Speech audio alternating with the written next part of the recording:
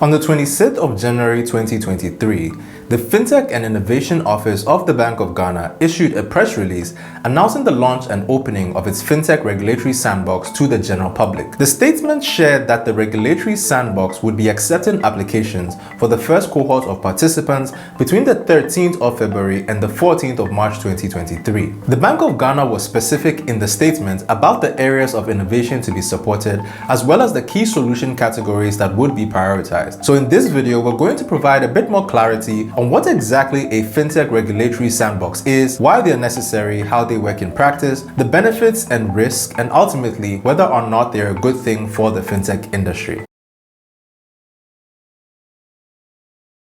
In recent times, we've seen a spike in innovation within the finance space. Technology is creating new opportunities to deliver financial services in unique ways. We now have innovative ways to make payments, access credit, budget our personal finances, and many other services thanks to these fintechs. However, not all fintech solutions have been effective and safe for consumers and the market at large. There have been lots of fintech products that have ended up fronting for underlying scams or have business models that end up ripping off the public and causing large systemic risks. These have been seen, for example, in crypto solution spaces as well as in the digital credit space. Now that's where the regulator comes in. Traditionally, the regulator has always been a step behind the innovative space of financial services. This meant that fintechs largely went unregulated because there weren't any specific regulations drawn out for them. Therefore, most of their products and services were experimented with the general public, and anyone with a tech-enabled finance solution could call themselves a fintech. However, in recent times, we've seen a lot of proactivity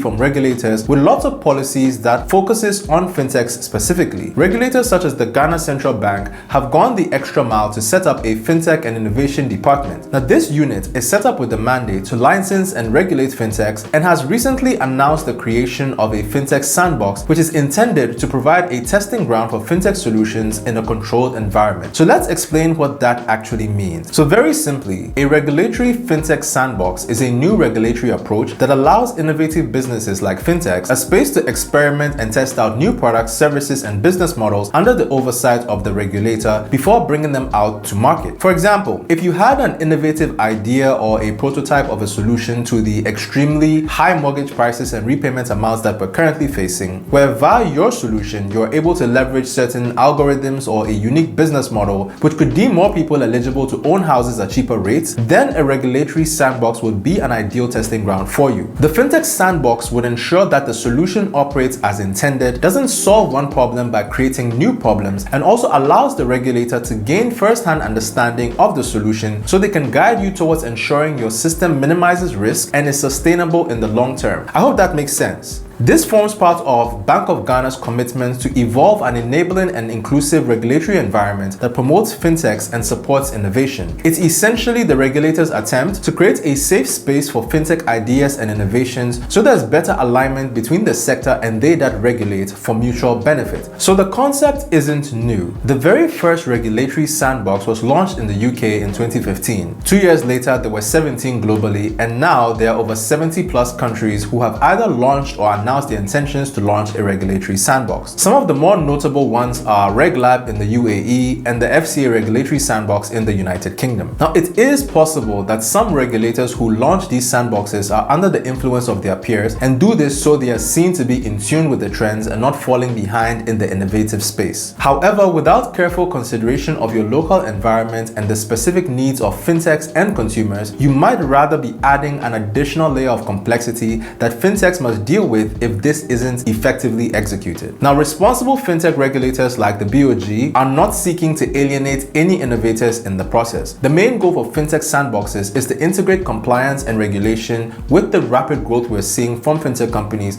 without suffocating them with restrictions while still ensuring consumer security. Now, apart from that, there are several other advantages, but before we jump into those, let's look at how it actually works in practice. So the regulatory sandbox usually follows a test and learn approach. The Fintech and Innovation Office has specified the criteria for eligibility for the fintechs who will be granted access and admitted to participate in the sandbox. The scope has been defined as new digital business models, new and immature DFS technologies, and innovative and disruptive technologies that drive financial inclusion. The priority domains have also been specified as payments, remittances, crowdfunding, and microlending. In the press statement, the entities that are eligible to participate have been specified, and a link to the form has been shared, as well as also available on the Bank of Ghana website. The scope of eligibility has been defined appropriately in order to ensure that resources are not wasted on aspects that can be handled outside of the regulator's sandbox, such as in more privately owned tech incubators or accelerators that are designed specifically for that purpose. The regulatory sandbox has time and scope restrictions and focuses mainly on newer niche innovations that don't necessarily fall within existing lines of regulation, where there is uncertainty as to how they should be treated, so that via the sandbox, the regulator can determine the appropriate treatment or status to assign to the fintech. Now, this will be carried out in a confined environment under the supervision of the regulator to ensure that the tests are conducted safely. Now, once they are proven safe and appropriate legal and regulatory requirements are determined, then it can be scaled up in a live marketplace. Now, it's important to know what the sandbox is not as well. Being granted access to a fintech sandbox is not a permanent license to operate or a free pass to test your services on consumers. You'll need to be formally licensed in that regard. It's also not a testing ground to determine the business viability of your idea or initiative. As mentioned before, that's what incubators and accelerators are for. And lastly, it's not an avenue to leverage the legitimacy of the regulator to attract customers to your product. The regulator has specified and clearly outlined the exact criteria under which your fintech product or service will be prioritized. This makes sense for a sandbox because these are typically new business models usually not covered under existing regulation, or they are nascent innovations that haven't been fully explored but have the potential to scale and solve teething issues of inclusivity